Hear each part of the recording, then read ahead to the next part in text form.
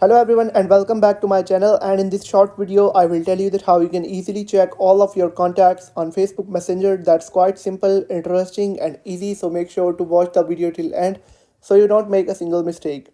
So in order to check all of your contacts on Facebook Messenger, you'll have to open up the Messenger and then tap on three lines on the top left corner to head to the menu, and then tap on the gear icon on the top right to head over to the settings. And once you're on this page, you'll have to scroll down to the bottom until you find see more in account center. Tap on it and then tap on your information and permissions. And once you're on this page, you'll have to tap on upload contacts on the bottom and then tap on the messenger. Now you'll be taken to this page. All you'll have to do is to tap on upload contacts on the top and then tap on continue.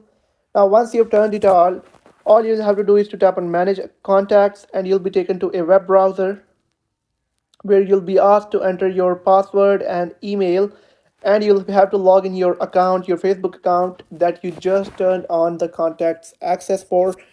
And after doing that, you'll be shown all of your contacts on Facebook and you'll be able to manage them. I hope you have found the video helpful. Make sure to like the video and hit that subscribe button if you have found the video helpful, and